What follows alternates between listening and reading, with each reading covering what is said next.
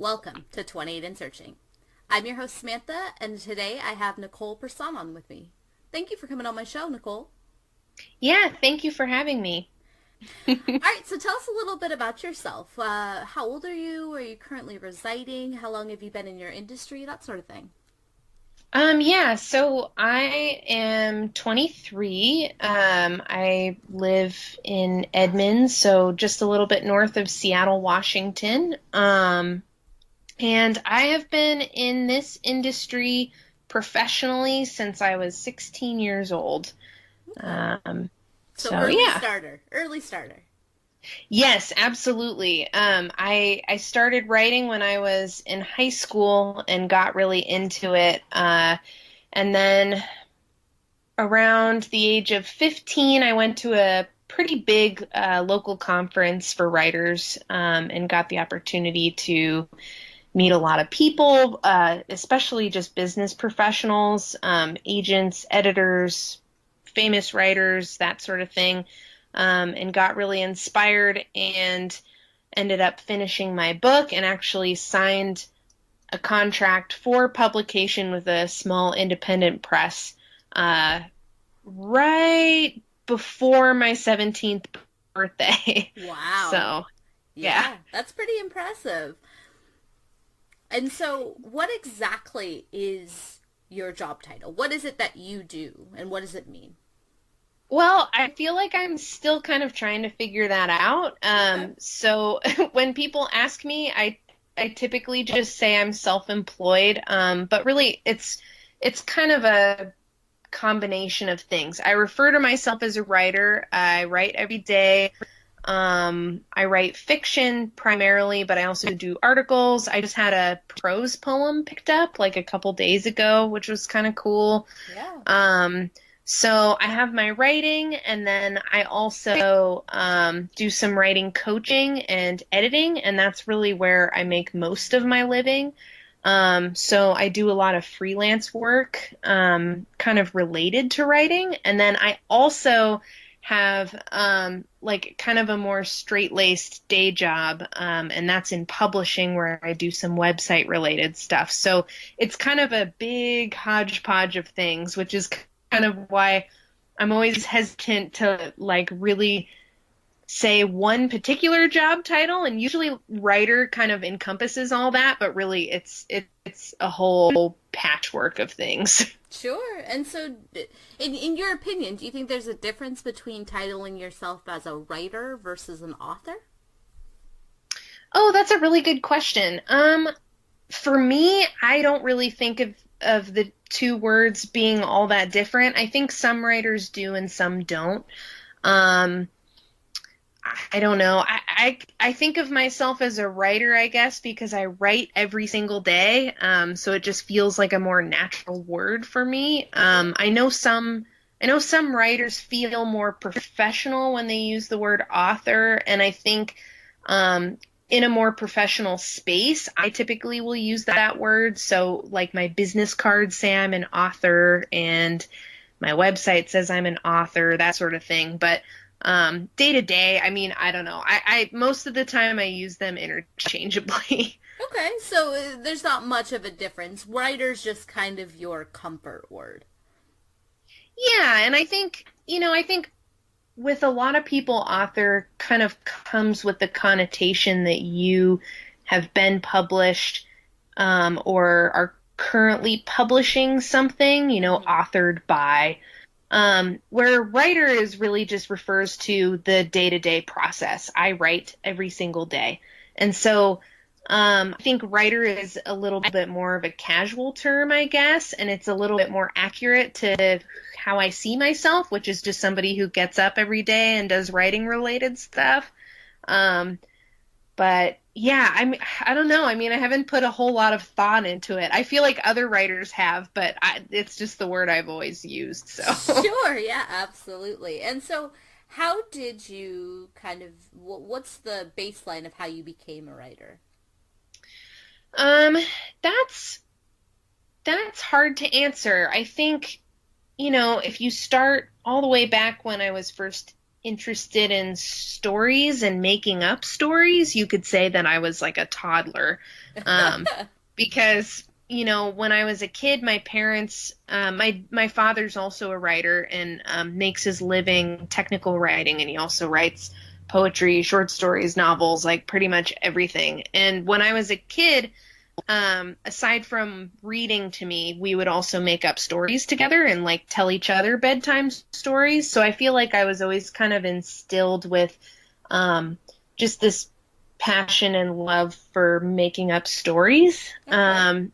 But I didn't start really calling myself a writer until I felt like I had gotten serious about it and really acknowledged my own interest in it. And I would say that was probably around the time when I was like maybe 14 or 15 years old. I feel like when I went to the writers conference and kind of got a taste of that world and actually listened to some lectures and met some people, that's kind of when I started to feel like a writer. Mm-hmm. And, when I really started to take it seriously was around that time. But then, fast forwarding a little bit, I've never really introduced myself as a writer until maybe a couple of years ago. So this was like, I had books out for maybe 4 or 5 years by the time I started actually like telling people, like when they ask me, oh, what do you do for a living? I typically say I'm a writer. But that didn't really start until a couple of years ago. And that was really just me kind of trying to manifest it a little bit, I guess, like trying to really, acknowledge that part of me, and regardless of whatever day jobs I had or whatever I was working on in school or wherever my interests took me, I knew that I really wanted to write, and I knew that I would want to write throughout my life, and so I wanted to acknowledge that. So that's kind of when I started, I guess, calling myself a writer. Sure. Did you almost need to feel validated to have the title of a writer? Because like in other jobs, somebody gives you that title, right? So, somebody will say you're an accountant, you're a lawyer, you're a customer service specialist, you're director of marketing. But you have to kind of give yourself that. So did you feel like you had to earn it first? I think in some ways, yeah. I think there was a little element of feeling like I hadn't earned it, or feeling like on the outside it didn't really seem that way.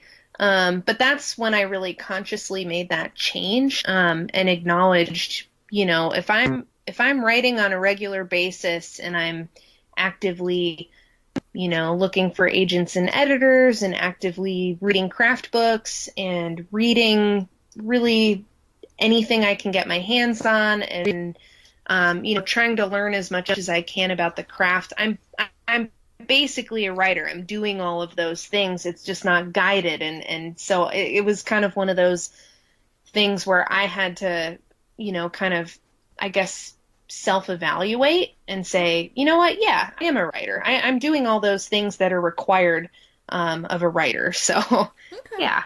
Okay, and so to be a writer, do you think you need some sort of schooling or degree or any specialized training to kind of be in that career field? I don't think so. I think, it's such a mix. I mean, if you look at writing as an art, you don't really need to have any sort of formal anything. You can sit down and write a story anytime you want if you have the passion and the interest in it. So on that end of the spectrum, my answer would be no. But I think, like any craft or any art or any skill, learning is involved. And so, some writers go the route of reading as many craft related books as they can, and how-tos, that kind of thing. And just writing really regularly and kind of approaching it that way. I went the route of getting a master's in fine arts and creative writing. But I did it primarily because at the time I really wanted to teach. And in order to teach at the college level, I really needed an MFA. So that's why I pursued, a more official schooling track, if you will. And I think, having been through an MFA, I very much see the value. I think it added a lot to my work. The book that I wrote during the program is getting published. So, I think that's a testament to, what I learned while I was there, but I don't think it's required. And gosh, there's so many writers out there who don't have a lick of formal training, but, they studied in their own way. And so I think really what it is, having the dedication and the interest to learn about writing and how to write well. And it doesn't matter so much the route that you take in order to get there. Okay.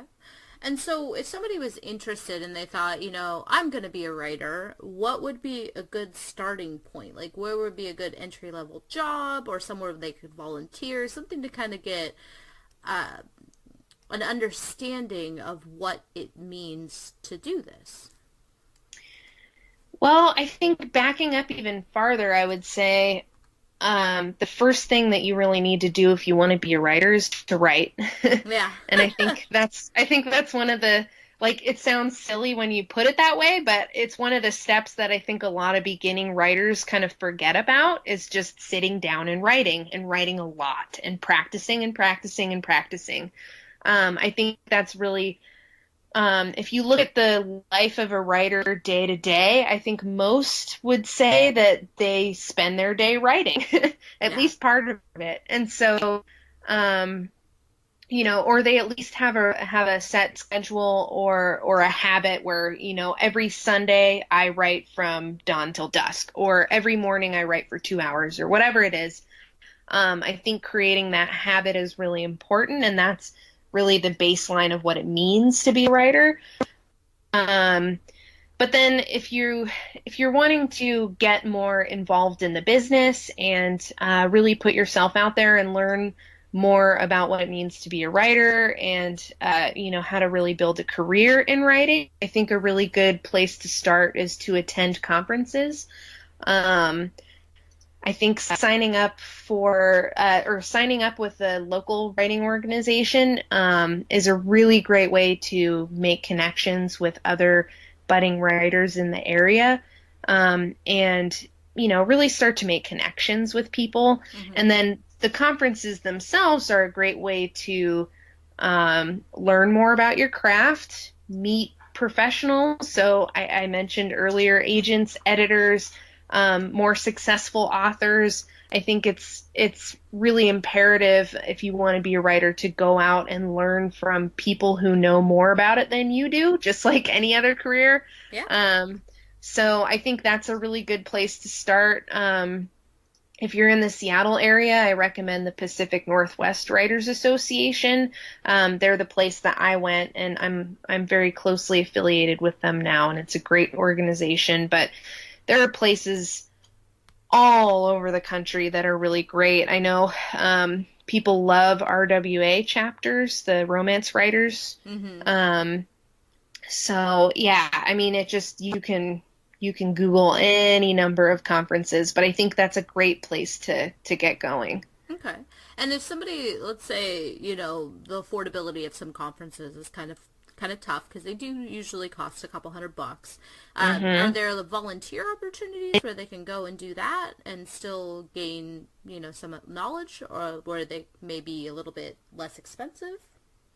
Yeah, absolutely. The way that I have stayed involved with writing conferences is through volunteering, because especially if you're in the writing profession, unless you're like, Stephen King or J.K. Rowling, you're not rolling in the dough. Yeah. So volunteering is a great way to go if you want a discount. And I will say about volunteering, even if you don't need a discount on a conference, volunteer anyway, because it's the best way to get yourself out there, especially if you're an introvert.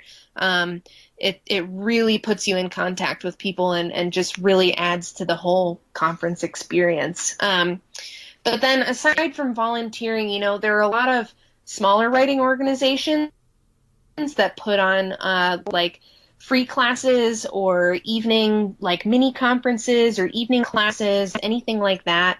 I know some organizations like the PNWA puts on free monthly meetings, which is just like one free class a month that you can go and take and make some more intimate connections with people. Sure. I'm trying to think of others. Yeah, I mean, like Hugo House has a ton that they do. So there's always an opportunity to find writers in your area. And it comes with a huge price range. It really just depends. But yeah, volunteering and some of those smaller options are absolutely great as well. Okay. And so what are some of the personality traits that you think work well in this career choice? Ooh, well, I guess obviously creativity would be one of them. Yeah. The ability to follow a storyline. If you're the type of person who can predict the ending of the movie, and your friends hate you for it, I feel like writing is a good profession for you. More seriously, I mean, it takes a lot of self-motivation. It takes discipline. You have to be really passionate about it. You have to be organized. Yeah, I mean, there's so many different kinds of writers. There are introverted ones, extroverted ones. There's people who like to outline, people who like to completely fly by the seat of their pants. So, I mean, it really varies. But if you have a love of entertaining people, if you have a love of words, and you have, an ounce of discipline just to get your ass in the seat and start typing, I think, it's a great profession, but you really have to want it.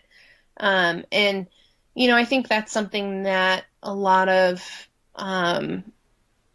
beginning writers struggle with. I mean, it's something that I continually struggle with, simply because, like I mentioned before, it's such a financial patchwork that, there are some days or months when it's like, why am I doing this? Is this ever going to lead somewhere? And Yeah. you have to worry about paying bills and that sort of thing. So, you have to really want it and you have to enjoy it. And I think, having a conversation with yourself about, if you knew that your book would never go anywhere ever, would you still want to write every day? And I think if your answer is yes, then you're absolutely a writer.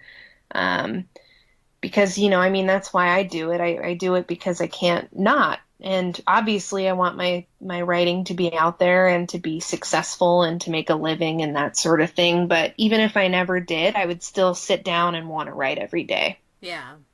Okay. And so what parts, what personality traits do you think would really struggle? What's the one, like, worst personality trait that somebody could possibly have if they're trying to be a writer? Oh man, yeah, I don't know. I think, like, if you really value a structured environment, being self-employed would be a huge challenge. And people talk to me about that all the time. Like, they'll hear that I work primarily from home, and people are like, how do you get stuff done? And I think if you're one of those people who, like, how do you get stuff done if you're just home all day?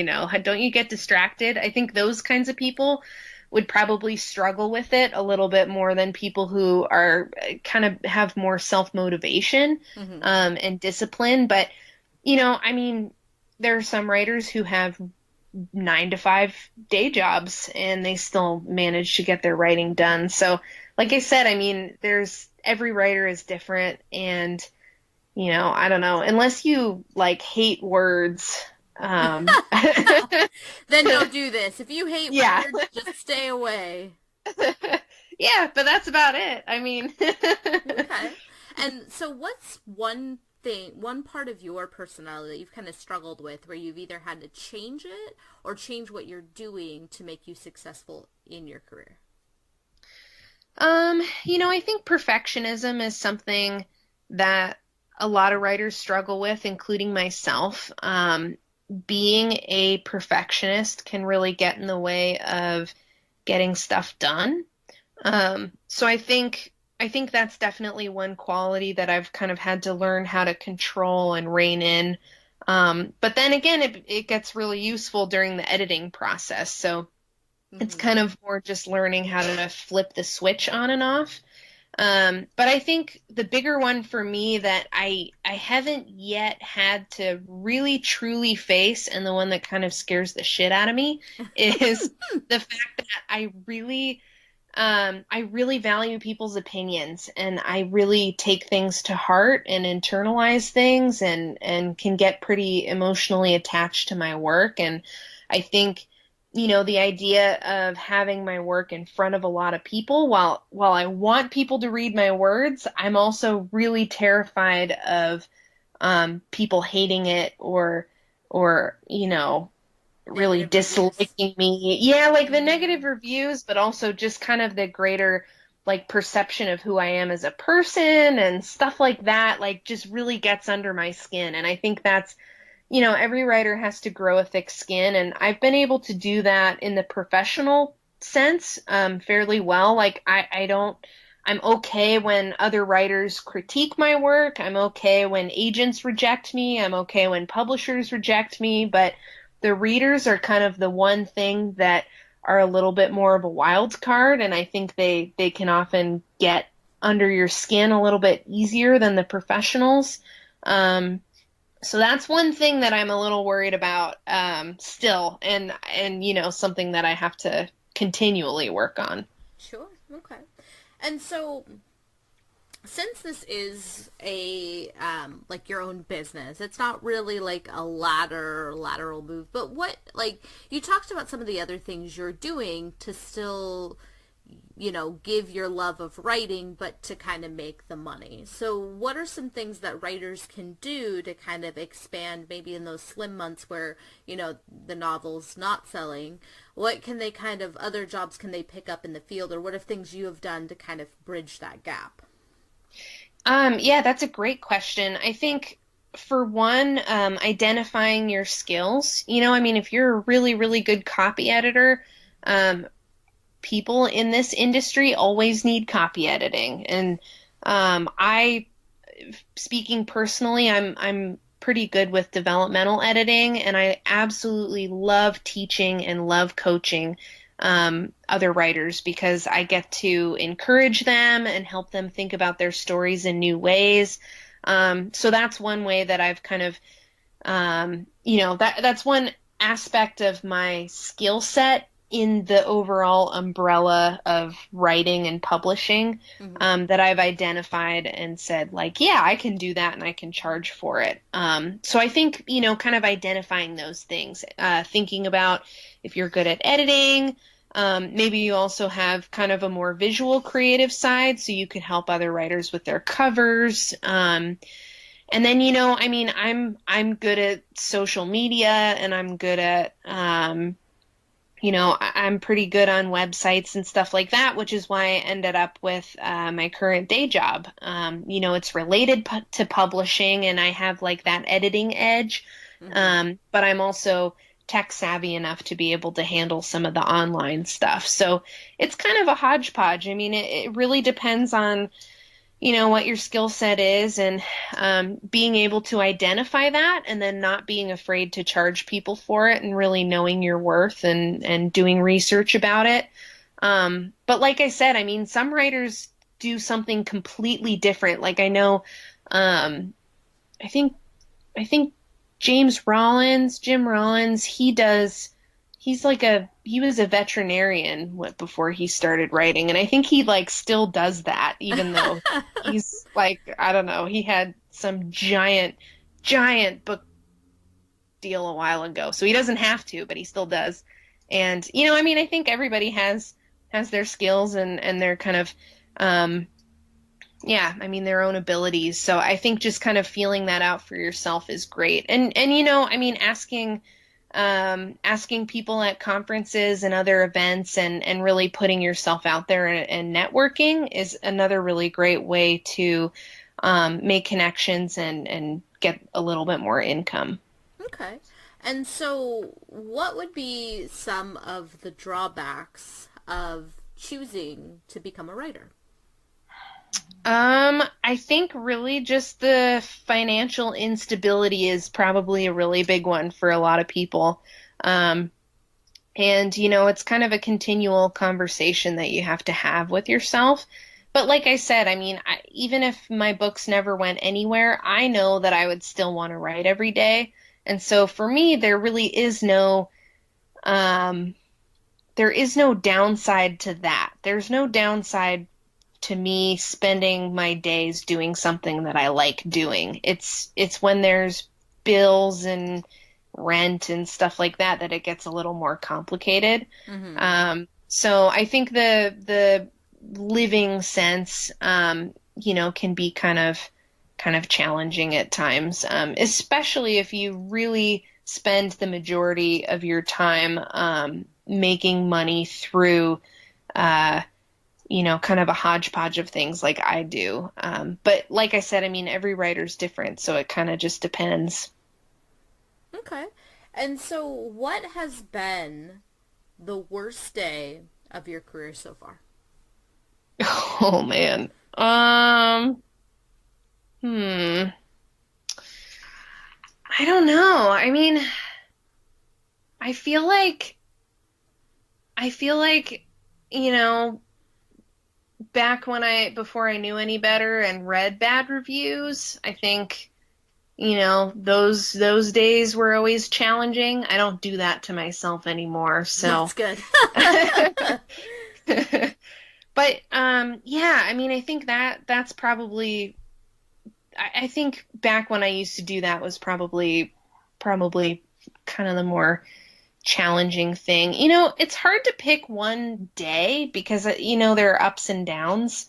Sure. And I mean, it's just like life, you know? I mean, so most of the time, the downs are not all that down. Um, and, you know, in retrospect, I can kind of look at them and say, like, okay, yeah, it really stung when, you know, such and such a novel was rejected by so and so. But, you know, I'm happy where I am now. So I feel like, you know, I can't think of any really specific bad days. Okay. Okay. Yeah. And so, okay, let's do the other end. What's been the best day of your career so far? Ooh, okay. I I would like to say, you know, there are a lot of big moments that come to mind. I got a book deal recently, and that was kind of a stressful but exciting string of days, actually weeks. So, you know, I mean, that comes to mind. But honestly, like, I do what I love every single day, and for me, that's a win. So, getting to wake up and do something I love first thing in the morning, I feel really, really blessed just to be able to do that. So, Okay. And yeah. so, what are some of the benefits to being a writer? You get to be creative. Yeah. You get to become very good at predicting the outcomes of books, TV shows, and movies, which is kind of you kind of Unexpected get perk. yes, yeah, you kind of get to play God. Yeah.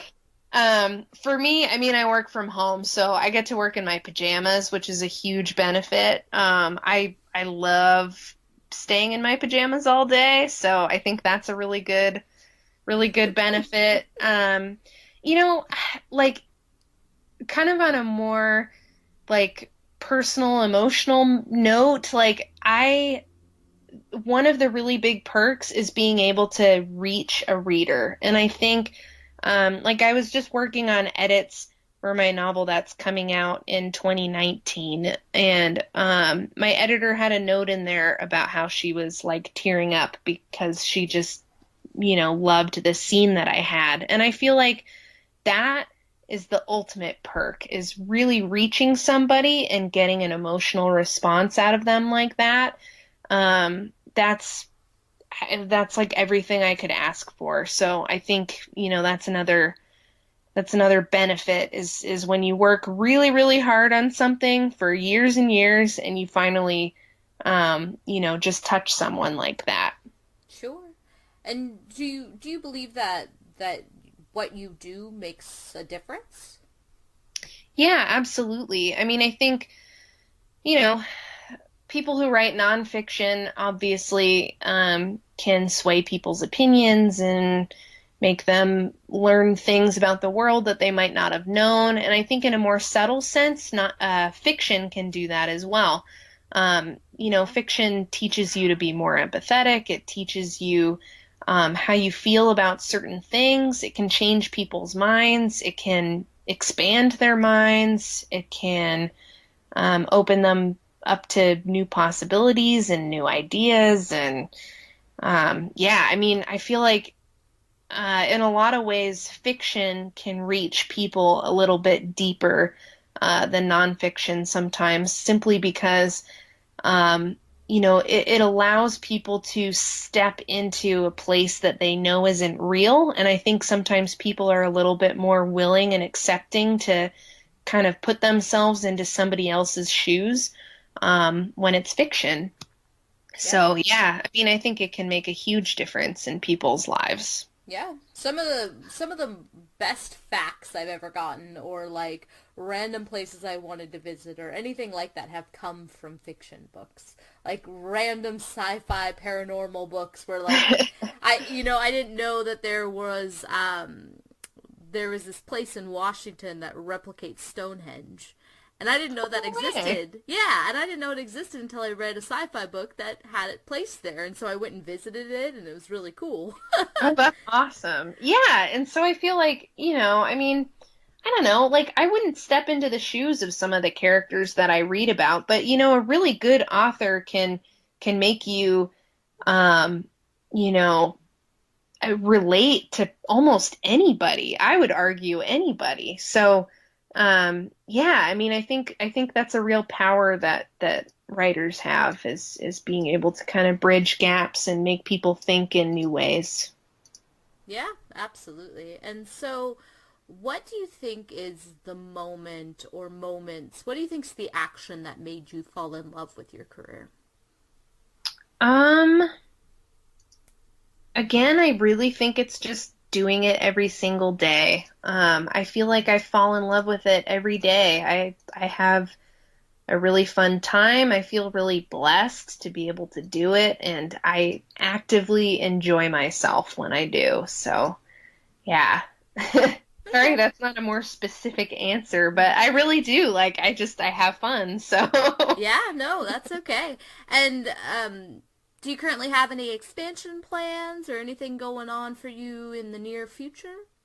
Yeah, well, I mean, I mentioned my book deal, so like two-ish days before Christmas, I found out that I didn't find out. I accepted an offer from Lake Union Publishing for my women's fiction novel that I wrote during my MFA, and that is slated for spring 2019, which probably sounds really far away to somebody who's not in the business listening to this.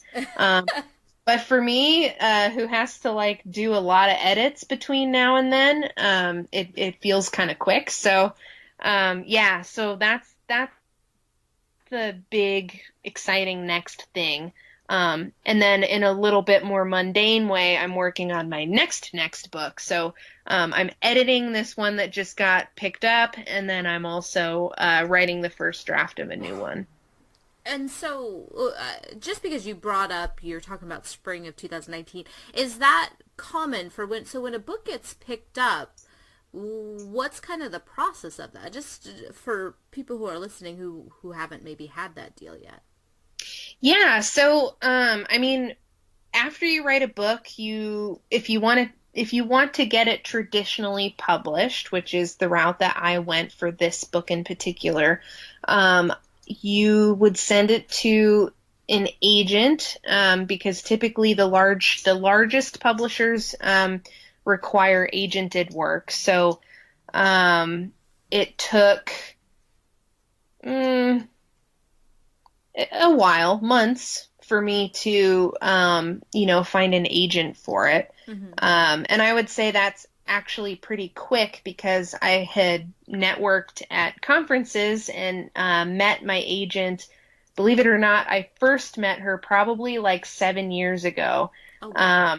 But she didn't handle, at the time I was writing sci-fi fantasy, and she didn't handle sci-fi fantasy. But when I wrote a women's fiction, one of her other agent friends, who I also have known for that long, was like, oh, you should really talk to her. So anyway, so it took a few months. And then after that, we went through edits. And then after that, it was more months of waiting for publishers to hear back.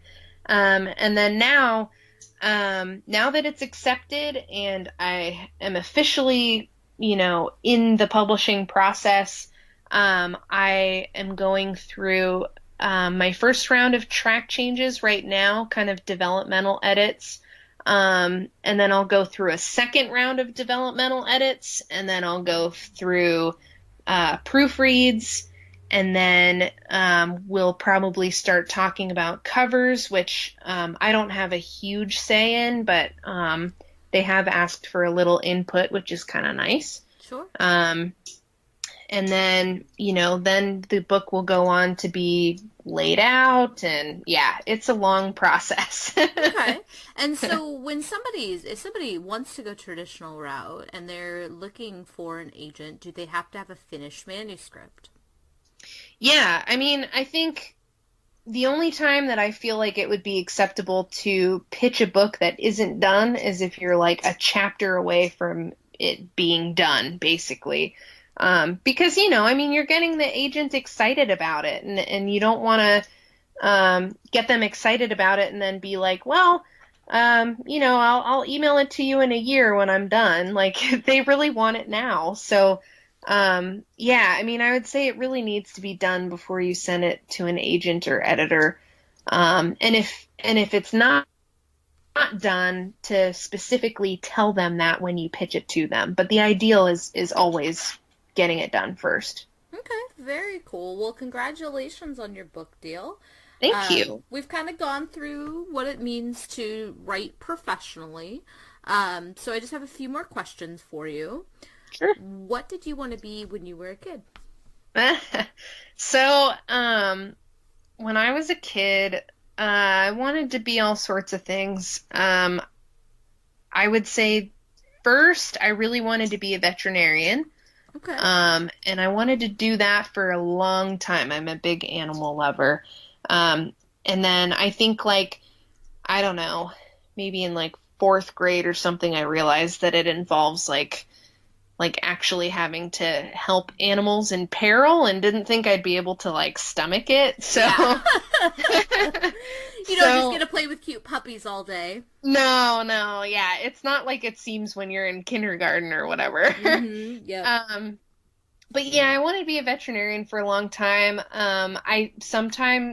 For a little while, I thought about getting into equine dentistry, which is really, really specific. But I have horses, and I love spending time with them, and they believe it or not get their teeth cleaned, and so I thought that might be kind of a fun thing to do. It's an interesting process to watch. Yeah.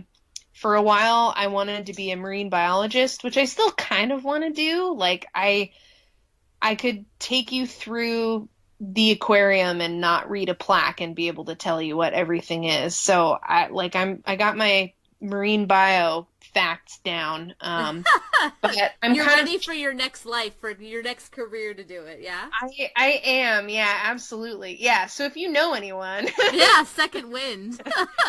But no, right now I'm kind of channeling that. I'm writing, the book I'm working on right now is about a marine biologist. So I get to kind of channel that into my writing, which is great. And, that's another reason why I really love writing, is because you can kind of tackle any subject. And I was interested in so many different things when I was a kid and wanted to be everything when I grew up. And I still kind of do. So being able to, put that into my writing is a nice way for me to explore a lot of different perspectives and jobs without having to like go to veterinary school for like, I don't know, 8 years or whatever it is. Yeah. Okay. Very cool. And so you've kind of rolled all your kid dreams into writing about people who do it. Yeah, I've tried. Yeah, definitely. Okay. And so what is the best piece of business advice you've ever received? Write a lot and read a lot. I mean, if you want to learn about writing, the best way that you can do that is to spend time writing, and then to also see how the masters do it. Okay. Okay. And so if somebody is currently discouraged in their career path and is feeling almost like they don't have a way out, what's a piece of advice you would give to them? Oh gosh. I don't know. I know how that feels. I think I think what's really important, and I think something that we forget when we get really really career minded, is to really be able to identify how we spend our days and how we can make ourselves happy. And I think, I mean, ideally we would all have careers that we're really passionate about and that we really love. And unfortunately, that's not the case. And I think, if you are feeling discouraged in your career, to, I mean, I'm sure anybody in that position is already trying to kind of identify, what other careers they have available to them and are already trying to kind of get themselves out of that situation. But I think being able to kind of distill it down to like, if I could spend my day doing anything in the world, what would it be? And what is the thing that really drives me and makes me happy? And, I mean, that's kind of how I stumbled into writing. Like I said, I mean, if it never made a dime, I would still want to do it. And I think, having something like that in your life is really important. And I think it's a way to, get yourself out of those slumps and to be able to say, okay, I might not love the career that I'm in, but I do have something that I love. And to be able to spend as much time on that as possible, is important. But gosh, I feel like if I knew the answer to that question truly, be a millionaire. Yeah, like, I mean, isn't that the $1 million thing? Like, when you don't know what you want to do with your life, like, I don't know. I mean, like, yeah, I mean, that's the way that I have been able to figure it out, is by asking myself, how do I want to spend my day? And for the most part, I feel like my day pretty much aligns with that. I mean, it's definitely not perfect.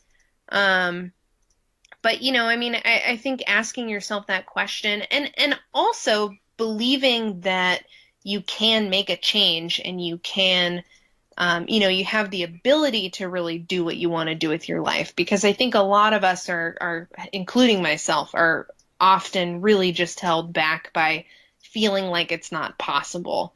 And, I think it takes a lot of dedication and a lot of belief in yourself to be able to spend your day doing something that you actually like doing. So, yeah. Absolutely. Well, again, congratulations on the book deal, and I really Thank appreciate you coming on here and talking to me about this. Yeah, absolutely. Yeah, thank you for having me. If you like this episode or you're looking to change your career, go to 28andsearching.com or become a patron to get exclusive content sent directly to you. See you next week.